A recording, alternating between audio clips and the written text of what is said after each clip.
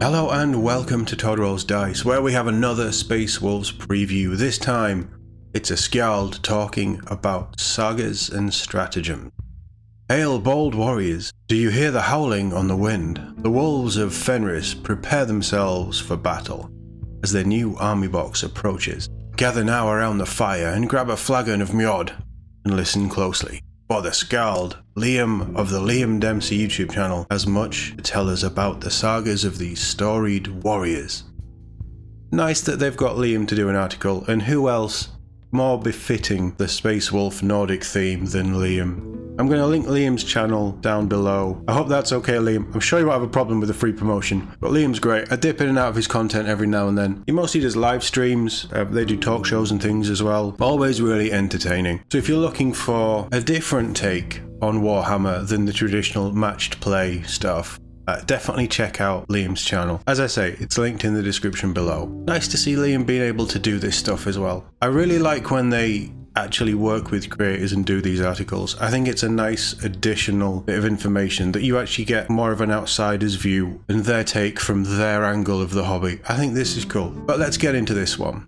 So this is all from Liam. Codex Supplement Space Wolves presents the Sons of Russ with 3 brand new detachments, as well as new army rules. So confirming that it is the 3 army detachments, that it is the 3 detachments that I think we were all expecting, but no, this is good, this is really cool. They maintain Oath of Moment, which nobody's surprised, so that one's in Codex Space Marines, and there is 2 versions of Oath of Moment. I expect this to be the weaker version because they're supplement chapter, but we'll find out. They also have the 2 unique rules, Curse of the Wolfen and Sagas. So they actually have built a whole rule around Wolfen. They clearly were not going to be getting rid of the Wolfen. Does this mean we're going to get a new Wolfen down the line? I think we need it. So Curse of the Wolfen applies to Wolfen and Wolfen Dreadnoughts and gives you the chance to control their rage and frenzy. Keep your heroes near your Wolfen units and they tame them ever so slightly, increasing their objective control above their default of 0. Okay, for those that want to run Wolfen, you have ways of using them now. That's good, I suppose. The Saga's army rule is even more interesting. Each detachment is themed around a saga the Space Wolves might tell in the feasting halls of the Fang, and grants your warriors a detachment rule, as well as a saga to be completed. Do so and not only will your name and deeds be remembered forever, but you will gain an additional bonus to the detachment rule for the remainder of the battle. Similar to what we saw yesterday, and I think how sagas have worked previously with Space Wolves this edition, but this sounds pretty good. So just to confirm before we get into this, we've got the 3 detachments in the book. There is also the Grotmus detachment, which we know so far for all of the other codexes has stayed around. So outside of Codex Space Marines, which I think is 6, and there was 1 or 2 Grotmus ones, so in total there's probably 12 detachments that you're going to be able to pick from for Space Wolves, which is a bit insane. But if you're playing Space Wolves, you're probably going to stick with the sagas. Or certainly that's what I'll be doing. So personally, Liam's found it incredibly difficult to pick between the 3. The detachment offers a range of tools and tactics that I think will be fun and engaging, whilst also exciting my narrative juices. Good. I like that. And this happened with the Chaos Codexes. I said it in the group chat, I think it was yesterday. Currently, they seem to be in this last sort of 18 months of 40k 10th. They're writing very narratively. They're trying to bring the narrative feel back to it. So that's really exciting to hear. Do you want to be remembered for felling the largest prey with Saga of the Beast Slayer? Or do you want to try the Saga of the Hunter and gang up on your enemies and seek out the weak to slaughter? I'll do both, thanks. They just look so cool. There's no new models in there. There is a Phobos Dreadnought, whatever that one is. I don't mind it. I think if you took this Dreadnought and then just closed off the canopy, it would look so much better. But look at the wolves. Look at the Rune Priest in the back there, the head takers. I love this range so much. I haven't been this excited about hobby stuff since, oh God knows when. This is just amazing. I love them so much. Too much, you might say. My favorite unit in the army set and Codex supplement is the Wolfguard head takers, and I've been looking for the very best way to use these stunning new models. I initially decided that I wanted to create a full 41st Millennium shield wall with as many axe and shield wielding head takers and Wolfguard Terminators as I could muster, with their mastercrafted power weapons topping out with strength 5. I think that's standard. I was instantly drawn to the Saga of the Beast Slayer detachment. This gives units targeting character, monster or vehicle units the lethal hits ability. Nice. And if your saga is completed, which you achieve by destroying more than half the enemy character, monster or vehicle units on the table, you get lethal hits no matter what you target. That's definitely fun. Strength is less of a problem when those critical hits bypass the wound roll, but I still wanted more from the head takers. I want them to truly be a unit to fear. They already benefit from the head taker's ability, which allows them to pick an enemy unit at the start of the battle and apply precision and devastating wounds against it. Wow. When their prey is destroyed, they get to select another unit. So how can we make sure they slaughter their chosen quarry at the earliest convenience?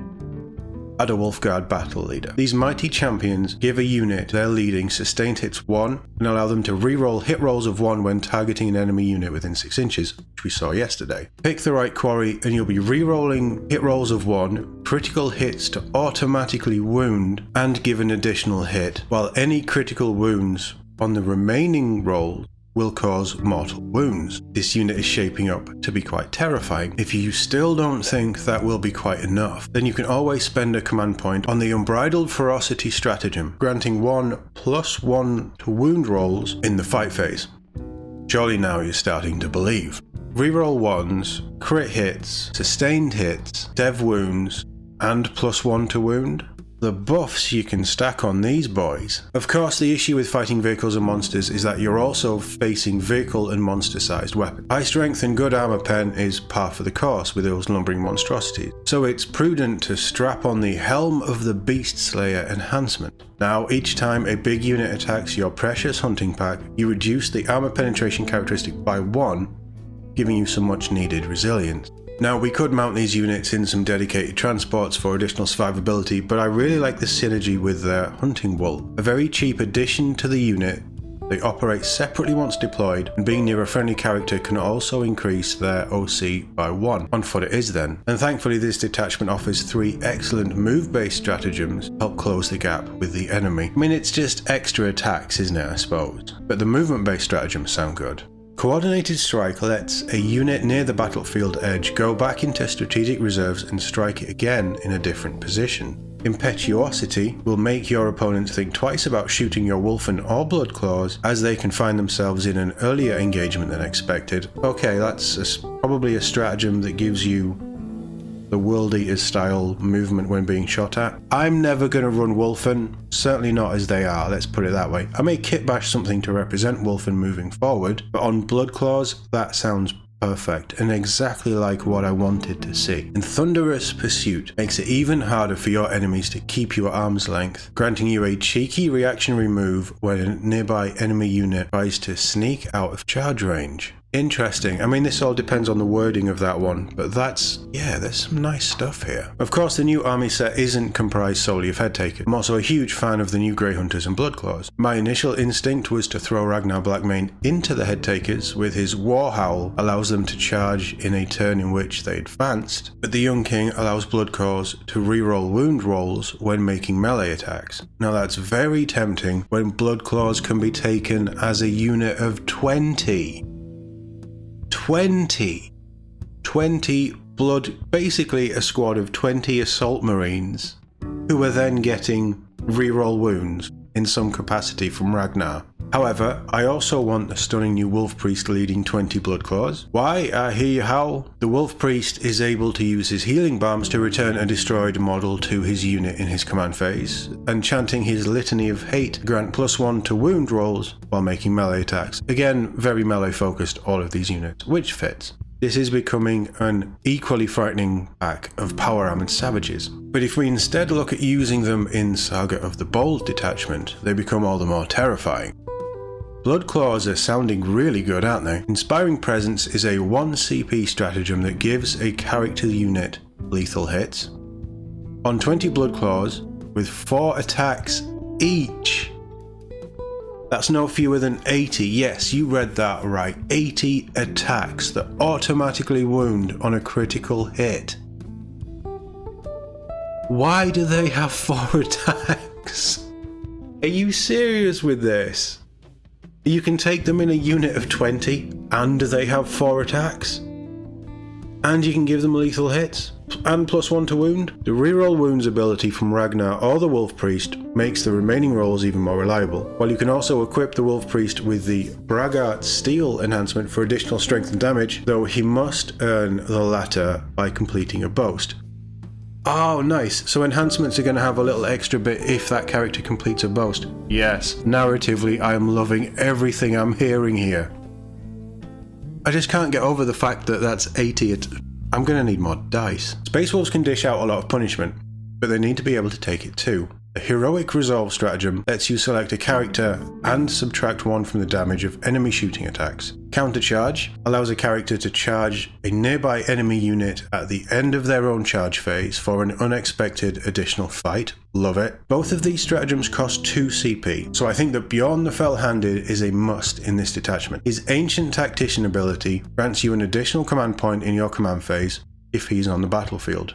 Very nice. This also makes command point management that little bit easier. He's also a character and can benefit from many of the detachment stratagems himself, such as Alpha Strike, allowing a character to charge after advancing. So we've had that mentioned a couple of times in different stratagems or different character abilities, letting you charge after advancing, so it doesn't sound like that's going to be built into any of the data sheets, which is probably fair. In all honesty, if given the chance, this article should be a saga in itself, and I've ended up telling you about all the rules, data sheets and things I really want to try. The problem I face is, as a predominantly narrative player, with access to such a glorious refreshed miniature range, I want to have my cake and stab it in the face.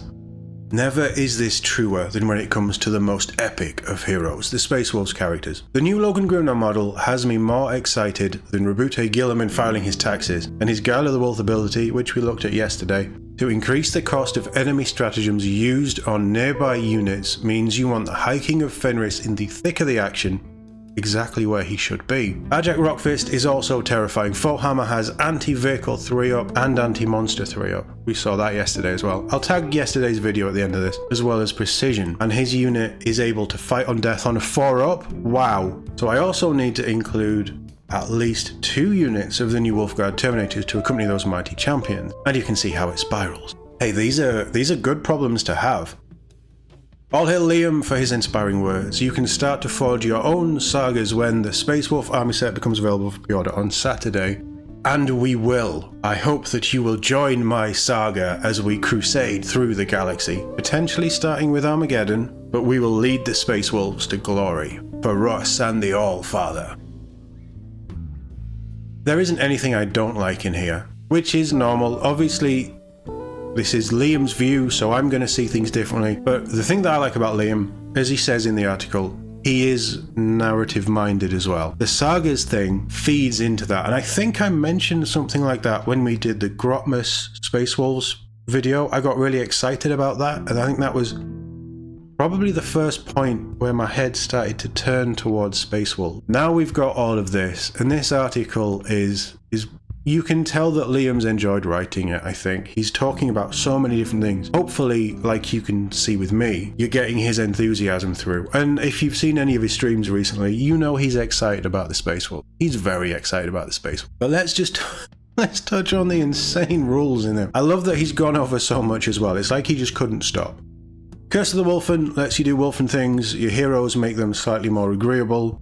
It's fine. I'm not that bothered about that. Interesting that Wolfen have a default control, objective control of 0. It's probably quite fitting. They are frenzied. They're bestial, aren't they? So they're not really thinking about holding objectives. They're thinking about tearing through things. I'm going to assume that Murderfang is going to be OC0 as well, which is fitting. I like that he's touched on Bjorn and that CP farm. I think Bjorn already has a CP farm, so that's good. That's nice. Head takers, it sounds like you can do disgusting things with them. They truly do seem like Blade Guard with a little bit extra, don't they? Which is right, they're Space Wolves, they should be a little bit extra. Their whole philosophy is they're a little bit extra. But all of this stuff that you can do with them is just disgusting. Being able to stack, well, they gain precision and devastating wounds from their data sheet, but you can also add sustained hits 1, crit hits, +1 to wound. You can do all kinds of things. Obviously, it depends which character you put with them, if you want to put a character with them. They have storm shields. Do they have an invul, is what I'm wondering. They seem like a very damage-heavy unit. there's been no mention of an invul. Maybe that's because he can't actually mention the invul, but he's talking about keeping them alive and doing stuff. I would expect them to have an invul save of 4 up as well, like the Blade Guard. I could be wrong there, but mind you, they might not. Because if I remember rightly, the Dark Angel's companions don't have an invul save. So maybe their shields don't give them an invul, they give them an extra wound. I could be wrong, they might not have invul saves at all. And I think with the amount of damage that they're doing, stacking an invul save on, it's a bit much. Depends how they're pointed. The fact that the Hunting Pack Wolves can be added as a companion, but it sounds like they're still a separate unit, that's cool. I'm still in shock about how many Blood Claws you can take and how many attacks you can get out of them. 4 attacks each in a unit of 20. 80 attacks that you can give them all this extra stuff. This genuinely sounds like an army where not just, like, I'm already discounting Wolfen and Wolfen Dreadnoughts because I would rather build into the power armored Space Marine style. The shield wall vibe is incredible. I'm working on a custom character to lead the army already. I've got a few more bits I'm not quite ready to do because there's stuff in the army box that I want to finish him off. So before I show him to you guys, but I've got an idea in my head. I'm working on him with some jump pack intercessors. But now I'm sort of thinking, well, what else could I do? Obviously you want to look at taking other characters and things. I think that this all, and this might just be the way that Liam's written it, but I think Sagas and what they invoke as a whole leads you down that narrative path. I talked about yesterday how Grimnar's ability is just disgusting. Arjak sounds horrible, and the fact that he can give his unit Fight on Death 4 up as well on a Terminator, an Assault Terminator unit, that's just gross. Yeah, this all is singing to the choir. Converted. I am born again. A son of Russ. No longer will I hide in the shadows and hunt the fallen. I feel like I was a second founding chapter who had been filed under the wrong Primarch, and now it's my time to join the wolf pack. All of this is great. The new models are amazing. I love seeing them against orcs as well. I'm loving everything that we see. I hope that we get... They don't mention it, do they? No, they don't. They just say that the army set's going off pre-order on Saturday. I hope we get another preview, at least one. I don't know what they'd cover because they covered a lot in yesterday's. And obviously Liam has touched on quite a lot more without really confirming too much. But I hope we get some more. I love all of this. Well done, Liam. You've increased my excitement even more. I love this. Let me know what you think in the comments below. As always, thank you very much for watching, and I'll see you all in the next one.